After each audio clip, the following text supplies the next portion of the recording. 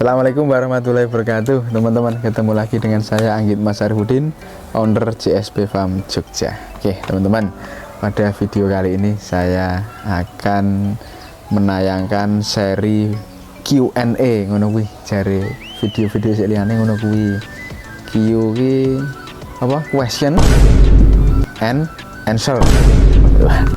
Pertanyaan dan jawaban, kira-kira seperti itu. Ya tentunya karena channel ini CSP Farm Jogja, penangkaran hewan dilindungi, maka Q&A kali ini akan menjawab pertanyaan seputar satwa dilindungi, terutama merak hijau teman-teman. Oke, saksikan apa saja pertanyaan yang sering muncul dari penggemar-penggemar, subscriber ataupun tamu-tamu yang juga datang ke sini. Nanti akan saya tampilkan 10 jawaban dan juga tentunya dari pertanyaan sebanyak 10 tadi teman-teman. Oke, jangan lupa di samping ini jenang asli tempel Sleman Yogyakarta teman-teman. Jadi ini saya rodok pliket-pliket nih ngomong. Oke, sip. Oke teman-teman, pertanyaan yang pertama ya, tak bacakan ya. Ketika beli merak hijau dari penangkaran Mas Anggit, kelengkapan yang didapatkan apa saja?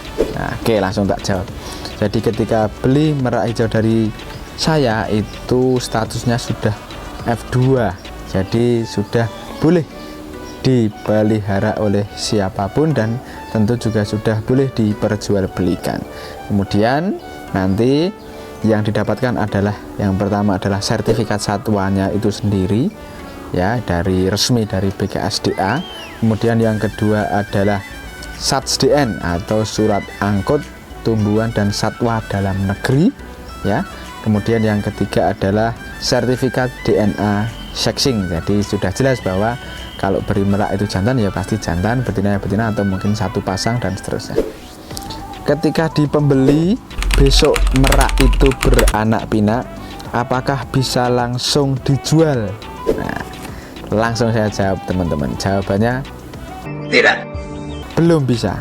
Karena kalau teman-teman itu pelihara F2 yang sudah penangkaran resmi dan anakannya itu harusnya nanti F3, biar bisa menstatuskan atau melaporkan merak hijau tersebut F3, teman-teman harus ngurus izin penangkaran sendiri ya, sehingga diakui bahwa teman-teman itu sebagai penangkar merak hijau resmi, yang tentunya kalau misalkan teman-teman ngurus dari F2 yang sudah hasil penangkaran resmi itu akan lebih mudah, dan nanti baru bisa mengajukan sertifikat untuk anakannya si F2 tersebut menjadi F3 dan seterusnya gitu teman-teman.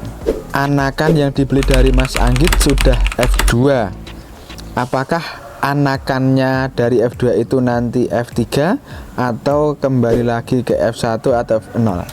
Nah, ini bingung ini yang tanya ini ya.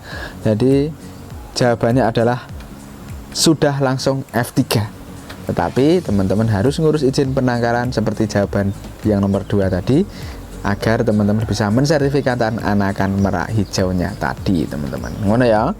Jadi ya akan F3, F4, F5 dan seterusnya gitu. Izin penangkaran satwa dilindungi berlaku berapa tahun? Oke, jadi di SK izin penangkaran itu berlaku selama 5 tahun teman-teman. Jadi kalau teman-teman misalkan terbit tahun 2022, berarti besok 2027 harus sudah perpanjangan lagi. Kalau enggak, maka penangkaran teman-teman tidak diakui secara resmi lagi. Jadi paling tidak setahun sebelumnya, yaitu di tahun 2026, teman-teman sudah harus mengurus perpanjangan izin penangkarannya teman-teman. Mengurus izin penangkaran bayar berapa? Nah, ini sama dengan yang tadi saya sebutkan. Jadi mengurus izin penangkaran itu bayar PNBP ke negaranya itu hanya 500.000 untuk perorangan, dan untuk badan usaha CV atau PT 1,5 juta. Kira-kira seperti itu teman-teman ya. Jadi murah ya teman-teman ya. Jadi yang bikin lama itu karena kadang-kadang kita males untuk wirawiri ke sana sini, kadang-kadang kita males untuk mencari syarat-syarat dokumen. Nah, itu kadang-kadang yang jadi izin penangkaran kita itu tidak berlanjut ataupun tidak bisa terbit. Seperti itu teman-teman ya. Kalau sudah beranak, cara jualnya mudah enggak? Pasarnya masih luas tidak? Nah, ini teman-teman ya. Jadi yang bertanya ini mungkin orientasinya sudah bisnis teman-teman ya. Jadi selalu saya bilang pada teman-teman semua, bagi yang pengen menangkarkan satwa, terutama adalah satwa dilindungi, itu semangatnya adalah hobi dan juga membantu konservasi teman-teman ya. Ya memang tidak munafik, tidak bisa dipungkiri bahwa kita pengen hasil finansial lah ataupun materi dari penangkaran kita itu ya. Ya itu berproses teman-teman. Jadi tidak bisa ketika kita nangkar, kita belum apa-apa tiba-tiba langsung udah ada yang tahu, tidak. Kita memang harus ya pencitraan dulu, kemudian kita bangun pasarnya pelan-pelan sehingga lama-kelamaan orang luas itu bisa tahu bahwa saya itu menangkarkan merak hijau, saya itu menangkarkan jalak bali atau satwa-satwa yang lain. Nah itu nanti lama-kelamaan juga akan ada yang beli. Pertanyaan ketujuh, kenapa Mas Anggit dijualnya kok di atas umur 6 bulan? Nah ini pertanyaan bagus juga ini teman-teman. Jadi sudah sering saya jelaskan juga kemarin pas di video vaksin juga sudah saya jelaskan bahwa kenapa saya jualnya di usia 6 bulan, karena saya tepatkan vaksin yaitu jadi selama umur menetas sampai umur 6 bulan itu paling tidak 4 kali vaksin teman-teman. Jadi harapan saya ketika sudah saya lepasnya itu di umur 6 bulan ke atas, harapannya di tempat pembeli yang baru itu sudah lebih aman, lebih sehat seperti itu. Ayo.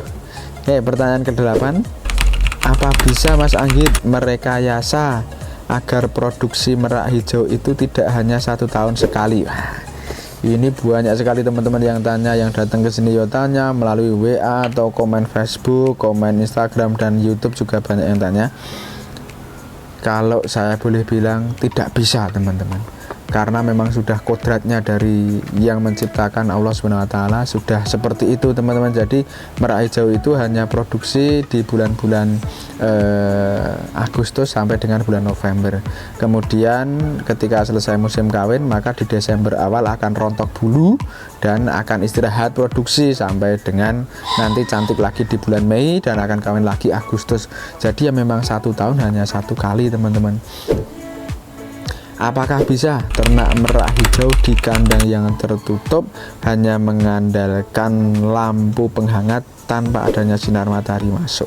Aduh, ini saya sendiri juga belum membuktikan teman-teman ya, karena saya ketika menangkarkan merak hijau itu selalu di kandang yang terbuka dan outdoor seperti ini teman-teman. Jadi sinar matahari langsung masuk, hujan juga langsung masuk gitu, walaupun ada beberapa lokasi kandang yang memang teduh ya. Itu bagi saya itu sesuai dengan kondisi alami di alam aslinya sana teman-teman. Jadi ketika hujan-hujan ya merak ya pengen hujan-hujan, ketika pengen berteduh ya berteduh gitu aja. Jadi kita setting sesuai dengan kondisi alaminya di alam.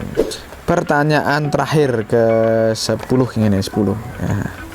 Ke-10, apa saja kewajiban penangkar yang sudah mengantongi izin penangkaran resmi? Nah, jadi selain kita tadi sudah harus berribet-ribet ria dengan namanya administrasi, harus dengan dokumen-dokumen syarat-syarat ketika mengurus izin penangkaran, tetapi ketika nanti sudah jalan, kita harus yang pertama membuat laporan bulanan teman-teman ya, tentang kondisi penangkaran kita, satuannya jadi berapa, ada penetasan tidak, ada yang mati tidak, dan segala macam gitu. Kemudian yang selanjutnya nanti di akhir tahun kita harus bikin RKT atau laporan tahunan dan juga rencana pengembangan 1 tahun dan juga 5 tahun ke depan. Itu wajib teman-teman ya. Kemudian ketika nanti kita punya anakan, kita mau mensertifikatkan, kita harus mengajukan BAP penetasan anakan. Kemudian ketika sudah BAP penetasan anakan, nanti harus mengajukan lagi permohonan untuk pengajuan sertifikat. Nah gitu teman-teman. Jadi memang kita harus sering terus berkomunikasi dengan BKSDA yang menaungi kita sebagai pemegang izin penangkaran resmi ya. Oke teman-teman, yo kesel juga ingin jawab pertanyaan-pertanyaan teman-teman semua ya. Dah yang belum kejawab tunggu ya, besok akan saya buatkan video ini untuk menjawab lagi. Ini udah buka jenang, ini saatnya mengisi perut lagi, tapi closing sih. Oke teman-teman, jadi itu tadi jawaban dari pertanyaan-pertanyaan teman-teman dari sana. Semoga bisa menjawab kegundahan hati teman-teman semua dan bisa memberikan pencerahan ya. Oke, Menurut saya tak makan terasian dulu dan assalamualaikum warahmatullahi wabarakatuh.